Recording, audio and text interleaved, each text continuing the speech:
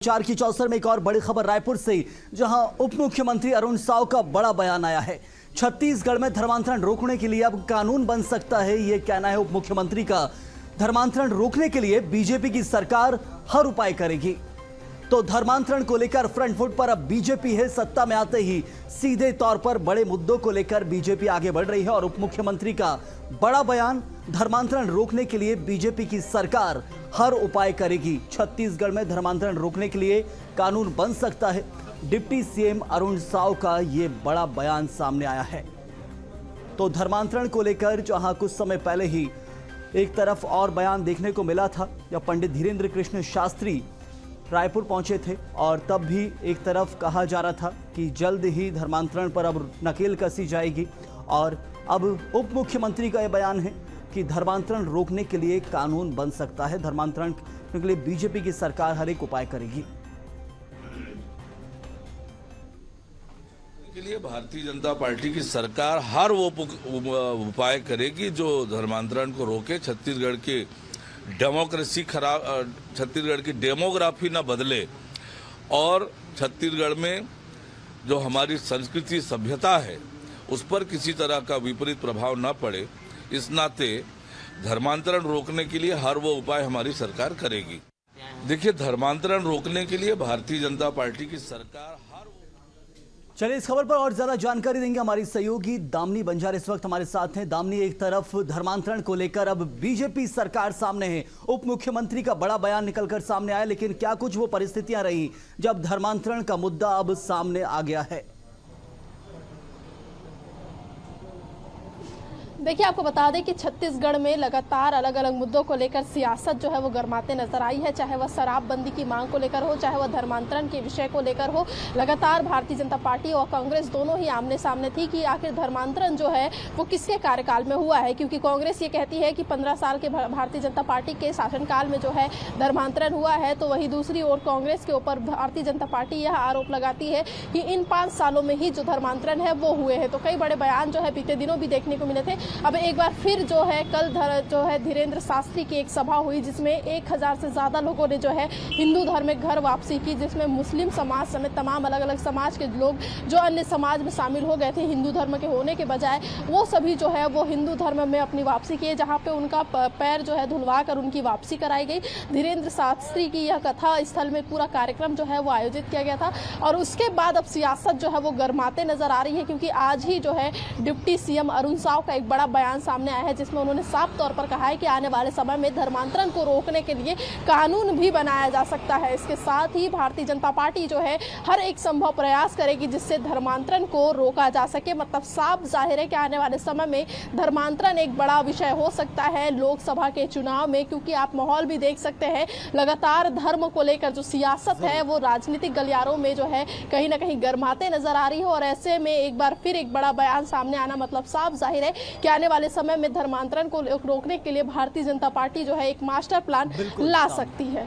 बहुत शुक्रिया इस जानकारी के लिए। तो अब एक बड़ा मास्टर प्लान की जो बात की जा रही है, धर्मांतरण रोकने के लिए बीजेपी ला सकती है, बीजेपी की सरकार हर एक उपाय करेगी, ये कहा जा रहा है अरुण साव की तरफ से। और कैसे ये पूरी परिस्थितियां बदली, आरोप प्रत्यारोप का दौर लगातार चलता है। चलिए हमारे साथ भी बीजेपी और कांग्रेस के प्रवक्ता इस वक्त जुड़े हुए हैं। कांग्रेस से हमारे साथ अमित श्रीवास्तव हैं और बीजेपी से राजीव चक्रवर्ती इस वक्त हमारे साथ हैं। सबसे पहले हमारे बीजेपी प्रवक्ता से जवाब ले लेते हैं। जहां राजीव जी, एक तरफ अरुण साव का जो बयान सामने आया है, धर्मांतरण रोकने के लिए बीजेपी सरकार हर उपाय करेगी, कैसे मोदी की गारंटी पर फोकस था, धर्मांतरण का मुद्दा कैसे एकदम फ्रंट फुट पर सामने आ गया? बिल्कुल, देखिए ये दोनों समानांतर है। मोदी की गारंटी का मैजिक तो चल गया है, और साथ में ये छत्तीसगढ़ में एक वर्ग संघर्ष का रूप लेता जा रहा है, जहां झोपड़ियों में, पहाड़ी क्षेत्रों में भोले भाले आदिवासियों को धर्मांतरण कराया जा रहा है। और जो मिशनरी सक्रिय है उसके लिए अरुण साव जी ने, आज जो कानून मंत्री भी हैं छत्तीसगढ़ प्रदेश के, उन्होंने कहा कि हम कानून बनाएंगे। और ये देखिए, ये जो वर्ग संघर्ष चल रहा है, इसकी जो साइड इफेक्ट है, जो परिणाम ये होता है कि आप देखिएगा बीजापुर में दंगे हुए, जो धर्मावलंबी है, डीलिस्टिंग की बातें चल रही है, तो इसमें ये असर पड़ेगा, और असर ये होगा कि उससे शांति व्यवस्था कायम होगी। राजीव जी, लेकिन 15 साल बीजेपी का शासनकाल रहा था, देखा रमन सिंह का शासनकाल, 5 साल भूपेश सरकार का शासनकाल, कौन को जिम्मेदार मानते हैं आप धर्मांतरण को जो लेकर अब सवाल उठाना पड़ रहा है, धर्मांतरण रोकने के लिए बात की जा रही, तो कौन आखिर जिम्मेदार रहा?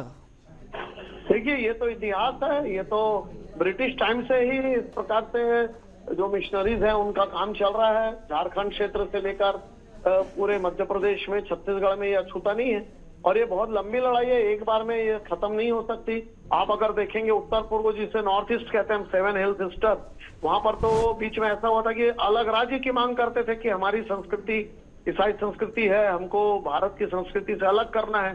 तो ये बहुत बड़ी राष्ट्रव्यापी समस्या है, ये केवल छोटी सी केवल छत्तीसगढ़ की समस्या नहीं है, बहुत पुरानी समस्या है। बिल्कुल, लेकिन कानून बनाने से इसके ऊपर असर पड़ेगा और शांति बहाली होगी। आज बस्तर जिस प्रकार से जल रहा है, छत्तीसगढ़ में विपक्षी दल जो कांग्रेस है, लड़ाइयां हो रही है। जरूर राजीव जी, विपक्षी दल कांग्रेस है, वो उनके प्रवक्ता अमित जी भी हमारे साथ है। अमित जी, पूरा सहयोग देंगे धर्मांतरण रोकने के लिए बीजेपी का? देखिए, कानून बनाएंगे कह रहे हैं, कानून तो पहले से ही है। अगर आप देखेंगे तो विभिन्न धाराओं के तहत कार्रवाई भी करते हैं, लेकिन जिस प्रकार से ये बात कर रहे हैं, पहले एक तरफ कहते हैं वहाँ धर्मांतरण हो रहा है, तो बीजेपी पहले अलग की हक धर्मांतरण हो रहा है तो क्यों नहीं रोक रहे? और अगर रोक रहे जिस कारण से एक पहले कह रहे हैं कि अब हम घर वापसी कराएंगे, तो मतलब ये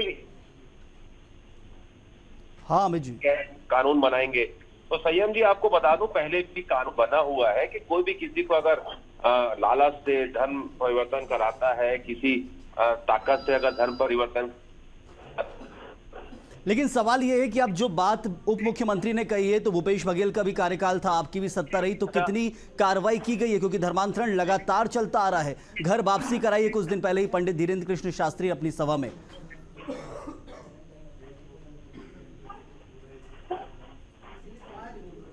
अमित जी, आवाज पहुंच रही है आप तक? संपर्क नहीं हो पा रहा, कोशिश करेंगे दोबारा। लेकिन हमारे साथ एक तरफ जहां लगातार राजीव जी बने हुए हैं। राजीव जी, सवाल यह है कि 15 साल भी रमन सिंह का शासनकाल था, दोनों ही पार्टियों का कहना है कि कानून बना हुआ है, लेकिन फिर भी धर्मांतरण हो रहा है, कार्रवाई नहीं की गई है।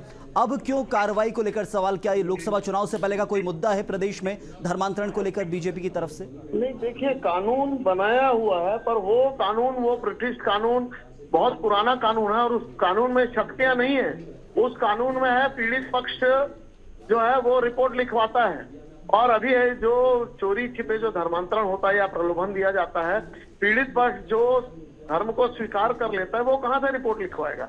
जो विसंगति है। तो इसीलिए नया कानून बनाया जा रहा है। नए कानून में प्रावधान है कि जिस प्रकार से व्यापक रूप से धर्मांतरण होता है उसे रोका जाएगा। कानून होने के बावजूद भी उस कानून में शिथिलताएं हैं। तो अभी जो कानून बनेगा और जिस प्रकार से कार्रवाइयां होगी, उससे वो जो शक्तियां हैं जो गरीबी और लाचारी का फायदा उठाकर व्यापक रूप से धर्मांतरण कराते हैं, बाद में राष्ट्रांतरण की बात करते हैं, उस पर रोक लगेगा। और ये जो वर्ग संघर्ष हो रहा है, देखिए, धर्मांतरण की सबसे बड़ी समस्या खासकर छत्तीसगढ़ में ये है कि ये जो पुराने आदिवासी बंधु हैं, राजीव जी, वो उनकी संस्कृति को हटाने की बात करते हैं। जो यहाँ पे घोटुल परंपरा है, जो यहाँ के आदिवासी नृत्य की परंपरा है, जो आभूषण पहनते हैं, उस पर रोक लगाने की बात करते हैं, जिससे जो मूल आदिवासी बंधु हैं वो चिढ़ते हैं, या जो दूसरे भी जाति पंथ के लोग हैं। तो मूल समस्या वही है, इसीलिए ये कानून बनाया जा रहा है ताकि ये जो संप्रदाय की लड़ाई चल रही है। बिल्कुल राजीव जी, तो कानून में जो शिथिलता है उसको सुधार की बात आप कह रहे हैं, सहयोग भी कांग्रेस का मिलेगा पूरा। कांग्रेस भी लगातार कह रही है कि धर्मांतरण को लेकर कानून है, लेकिन कार्रवाई नहीं हो रही, तो क्या कुछ सुधार होगा? इंतजार करेंगे। बहुत शुक्रिया आप दोनों मेहमानों का हमारे साथ जुड़ने के लिए।